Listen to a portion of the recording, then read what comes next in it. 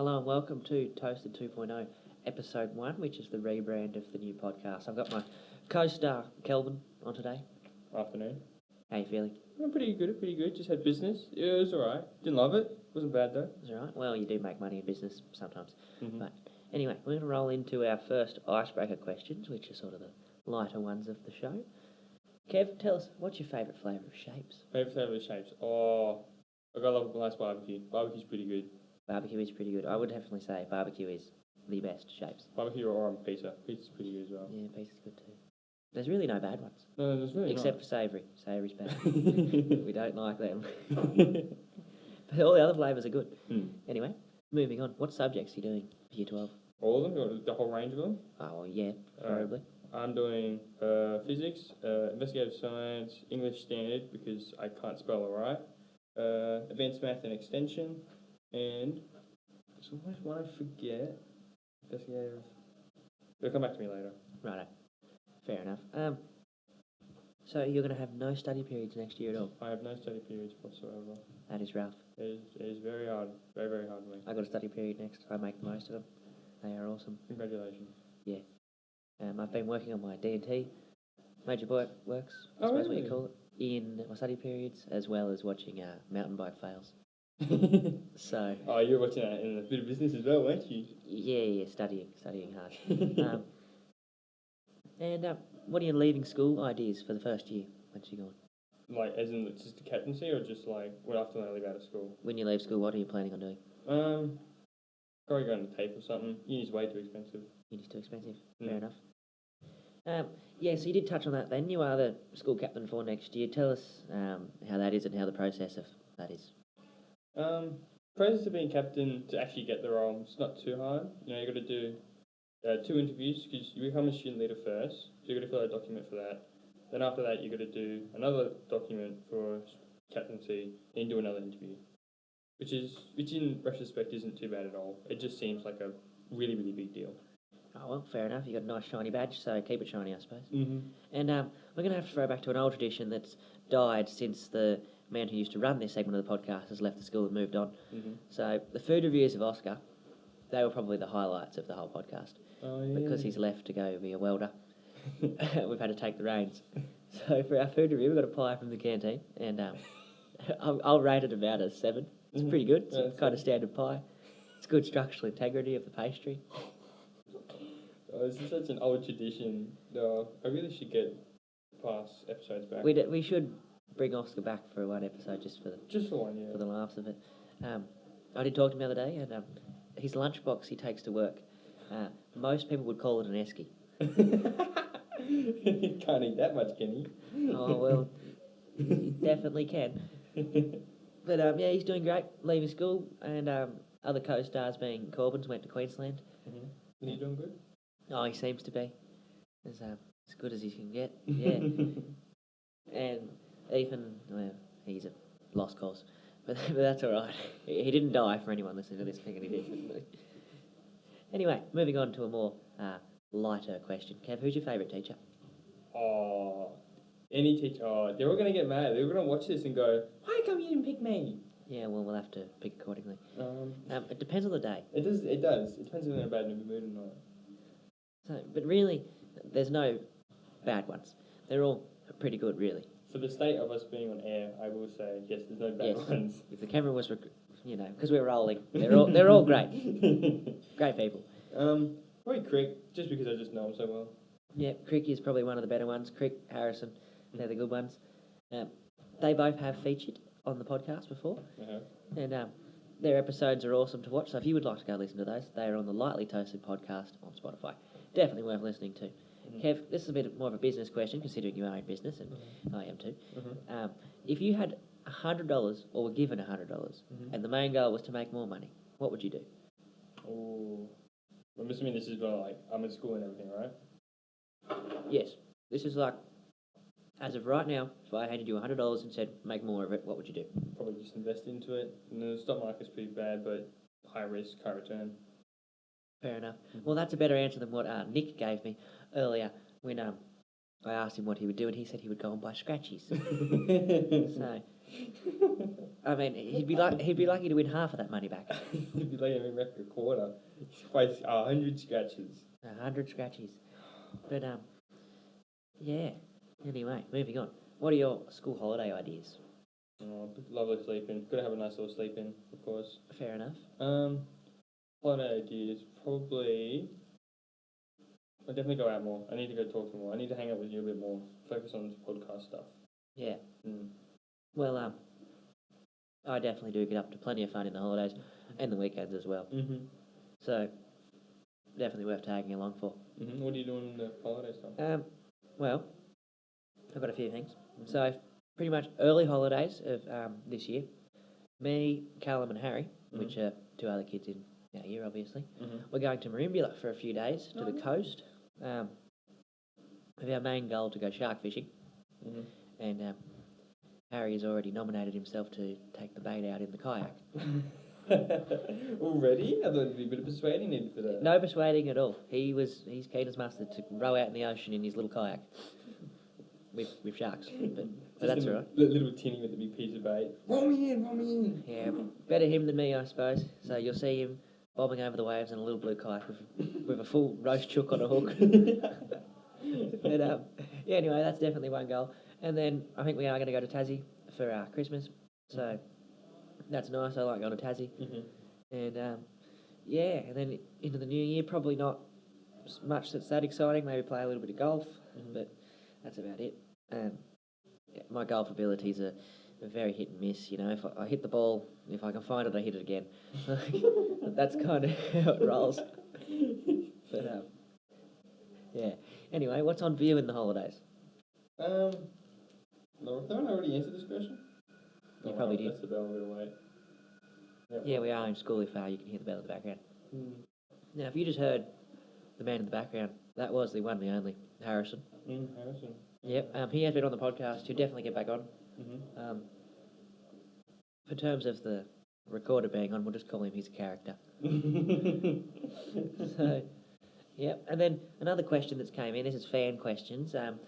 Both of them food related, probably because when I asked what it was before lunch.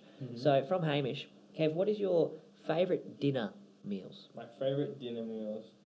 Mum's homemade lasagna. You can't go wrong with that. Lasagna is pretty good. Lasagna's pretty I will give you good. that. Yeah, mother's know how to cook as well. Yeah. And now another question, right? This one's pretty interesting. If you could have 5 different liquids coming out of your fingers for the rest of your life, what would you pick? What are these? Who thought of this one? I just did in my head then. But, like, seriously, these are questions that are the hard-hitting ones. No, they're not.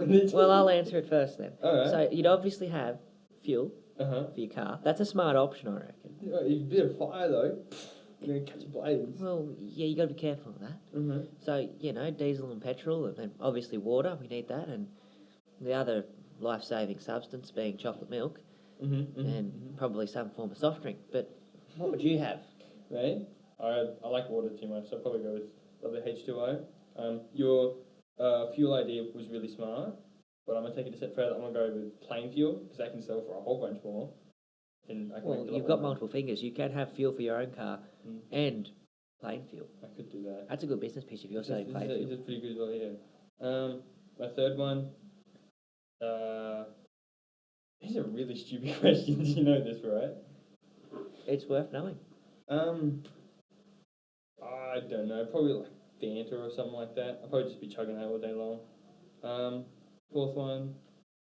Just for context, he is counting this on his fingers at the moment. So that is rather interesting.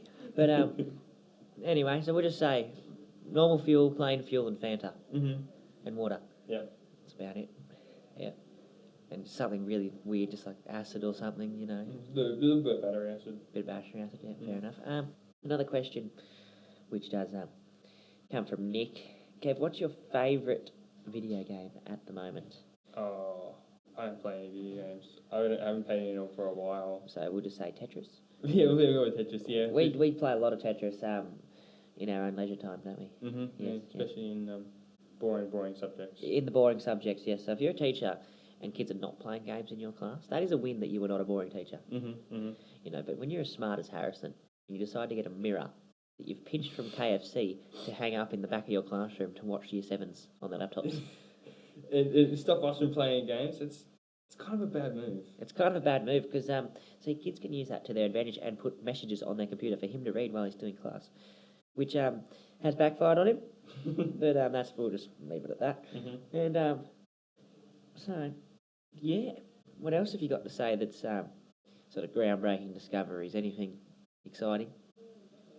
No, not really.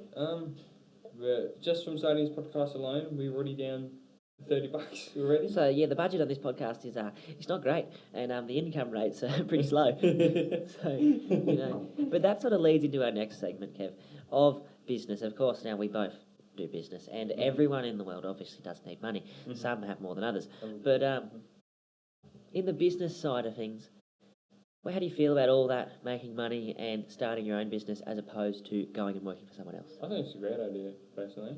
Because you get to be your own boss, you get to make your income, you get to learn how businesses actually work, tool the trade type of thing. I do agree. If you could say, let's go with 4 good business ideas for kids our age, what would they be? Because we discuss this a lot. On our bus rides, we talk about businesses. Some better than others. Some are. I can't say if you want to answer. Some are definitely not the most PG. Mm-hmm. But some of the softer legal ones we have brought of is obviously selling used golf balls. That one has came up, and pressure washing. Oh yes, just those simple sort of servicey sort of jobs that you can start by yourself. And what would you say about that if you had to elaborate? I think the pressure washing is very hard to get into. I did pressure washing for one of my business majors, like major assignments or whatever. Yeah. I tried to do business washing. I handed out 1,000 flyers. There's a real number, not a fake one. He did too. I actually was helping him put them on people's cars that day. And if you can imagine how that would go, we put one on every person's car except for Kelvin, which is probably one of our better friends at school, where we made sure that he got the message. We put about 500 flyers, well, not quite, about maybe like 20 on his car. And it was all under the windshield and everything. just to make sure that he fully got the message of what the business was about. Yeah, I got out 1,000 flyers, and only after about 2 or 3 months, I only then received an email of one person trying to do it, and it was a joke one. It was not a non-serious attempt. So very, very hard to get into. Yeah, I will say probably your biggest flaw of that day when you were handing them out, it was at a grandparents' day, and you had a QR code that worked on some of the flyers. Not all of them, some of them. So the results coming back were pretty slim, right? You had to find an old person that knows how to use a QR code. Which is pretty hard as it is. Then they have to get a working flyer, which was also pretty hard, because we made Harrison cut out 500 that didn't work. So his printing budget for that week would have been relatively high. So, yeah, relatively high. We'll give him that. Mm-hmm. But we had strong words afterwards. He took one for the team, and not much has come back. And, the thing that I did for business, the pitch of it had an awesome idea. It's just the actual putting that into practice and going out and doing it was kind of the harder bit. So my idea was to make leather tags, of course. You've probably heard about that. And the business idea of it was pretty good, really. It was a good idea. To sell them at school, the income of that was a lot compared to how much money you actually had to put into it, which wasn't much. And I do have my first order officially, so that is good. Mrs. Anderson's planning on buying a few, so that's a win. But this is obviously after the assignment, and my employees that were in my group, don't name them. I've just moved them on because they were not the most motivated. But that's all right, because in a business like this, the less employees you have, the more money you actually make yourself. So I will be on 100% of the profit, minus a little bit to buy the split rings to go into these key rings. But that's definitely a win for that. And then tell us about, what else have we got to talk about?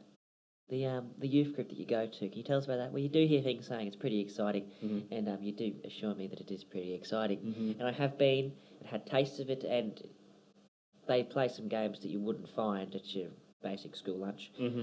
So tell us about that for the listeners that might go to it or thinking about joining it. So, a very famous game we always like to play is what's it called? I've just forgotten it. I can't just say. If you explain it, you might. I won't remember it. It was a game where you stand on two barrels. Gladiator. Right? Gladiator, that's right. Sorry. How do you know this? I was there. It was very fun. I think I destroyed about 5 kids that day. So the game is called Gladiator. You both stand on two barrels, like big drum barrels. Sorry, and you've got you've got pillars. For context, these are 44 like proper drums. Mm-hmm. So anyway, that's a bit of height to fall from. But moving on to your next step in this game. So each opponent has like think of like a golf club, but with like a bunch of like packing foam all around. Now, this packing foam sounds nice and soft. I assure you, I expect that to stick for a little while. It's not. It's not. It's really no. So and the aim of the game is obviously to knock the person down, right? Yes. Yes. So my little strategy is just hit the actual platform and see anyone, and half the time they fall along with it, and it works quite well. Well, your way sounds a lot nicer than mine, and I probably should adopt your way. But my way is you quite literally stab them off. So you get the stick and see. I did play this game at that youth group. I do go there yearly, just reassurance. And so the stick that I had must have missed a step in the padding process. The end of it didn't have any padding, so it was just a plain wooden dowel. And the kid in front of me, the poor unlucky person he was, he starts hitting me with his stick, and I'm like, this kind of hurts, so I'm just going to stab him with mine so he falls off. So that's kind of what I did, and it was a pretty good plan. And how many times did you say you won? 5 times? About 5 times in a row, undefeated. Oh, done. I know, it's pretty good. You tell us, Kev, what's your favourite sport or favourite thing to do in school sport? Favourite thing to do in school sport? Not do any of the sports. Yeah, I will say. Me and Kev went to primary school together, and we have played a lot, and I mean a lot, of cricket. Yeah, back when I was a little fit kid, not a little big one like I am now. Many pies ago is when it was. But yes, cricket is definitely one of our favourite school games to play. We did play cricket on Monday. Can you tell us how that went down? Oh, it went lovely. It was lovely little reassurance. Now, unfortunately, 6 and outs happened a few times. Yes, the rule of school cricket is 6 and out, which is kind of a dumb rule, but it is what it is. But yes, and the bowling end of it held up well. But when Mr. Harrison, being, of course, our teacher, went into bat and I was bowling, the visuals of the stumps were a lot harder than when other kids were batting. Because of moving on. But anyway, we did bowl him, so that's all that matters. You better hope he doesn't listen to this. He's all right. He's one of the cooler ones. But I do remember cricket from primary school and other games we used to play that were probably not kid safe. Probably not kid safe at all. And we did some stuff in primary school that really wasn't that good. But Kev, I don't know if we can say this on air, but we went to the primary school where teachers would we can say this for a different episode, actually. The teachers from our school, let's just say, would drink coffee behind the out-of-bounds area at recess and lunch. But we probably should bring that up on another episode when we interview another teacher. We definitely will bring up that story. It's a good story. It's a lovely story. And we've got heaps of primary school stories that were very hilarious. One involving a kid on a bike, but we'll leave that up later on. And then we climbed a lot of trees, played a lot of cricket, did all that. We put a kid in the tree. We put a kid in the tree. We did a lot of stuff you probably shouldn't. But anyway, we survived. No one really was hurt that badly. And a lot of blood, sweat and tears went into our games. A lot of blood. And I do remember one of them, quite well. So this primary school we went to, of course, had a big hill. And which meant the possibilities were endless. And the amount of kids that would break their arms rolling down that hill were... Oh, it was staggering. It was pretty good. You walk into a Year 2 classroom and it looked like an emergency ward. Yeah. But anyway, so this game that we would play, Kevin, you do remember this, I'd say. So from the sport team, we buy these, well, you couldn't buy, you'd borrow these, they were kind of like a piece of rope. You would get 2 bits of rope and you would put it around someone's legs. And then you would get the 2 big boned kids of the friend group to drag them down the hill as fast as you can. Oh, I remember this. And I do remember that, and that was a very, very, very fun thing we used to play until we did it in shorts, and that was terrible. Yeah. The rash was... And the angry mothers alone were bad enough. And the angry mothers from the amount of clothes we destroyed. Mm-hmm. But anyway, we did survive overall, and high school has been, well, let's just say, interesting. Mm-hmm. Year 11 so far has been not bad. I feel like the way teachers prepped it of saying it is a lot more work compared to year 10. Well, yes, it is, but yeah, the level that the student puts in does also impact how much work it actually is. Yeah. So, Kev, when you leave school, you want to roll into a bit of audio engineering type IT, thing. which is good because you're on the producing team of this podcast, meaning it'll be better than the last bloke who's on the producing team of this podcast. Mm-hmm. The same bloke who used to sit here and eat half his lunch and rustle around and make some noise. Between him and Oscar, I reckon they put down easily 20 kilos of food in our podcast. Like, I remember him, he would go to the canteen, this is Oscar. He's a great person, we're not saying anything against him, but this is just for the humour of it. Every time we do a podcast, he'd go and get podcast snacks. And he'd go to the canteen. Now, he's only got 2 hands, like most normal people do. Mm-hmm. And he couldn't quite carry everything that we'd buy from the canteen. So he had a box in our... oh, no, the lunchbox. Oscar's lunchbox was a green storage box. We're talking like a 20-litre container that he would take to the canteen like clockwork every podcast. And they'd see him coming and they'd be like, oh, no, we're going to lose some stocks. Calling up backup already. Yeah, call back up. No, but... yeah, it was definitely... interesting, and our last podcasts have been, some of them are pretty good, others are just okay. Mm-hmm. But yeah, and then what else have we done at school that's interesting? I don't know. We've made some movies that have been pretty good, and as we look smiling at us now, he's of course old mate from IT. Mm-hmm. Good old Anthony. He's been on the show twice before. Refuses to come on for the last time because he thinks it's a 3 strikes and you're out rule, like, you know. Mm-hmm. Yeah, but hopefully, if our podcast starts hitting up again, we can potentially get him back as well for another running. He could be like one of those superstitious people that don't, you know, you don't walk under a ladder, you never hit a dwarf, stuff like that. You know, hit a dwarf? Well, that's 7 years bad luck. Oh, is it? I thought it was breaking a mirror. No, breaking a mirror is 7 years bad luck as well. Walking under a ladder's bad luck.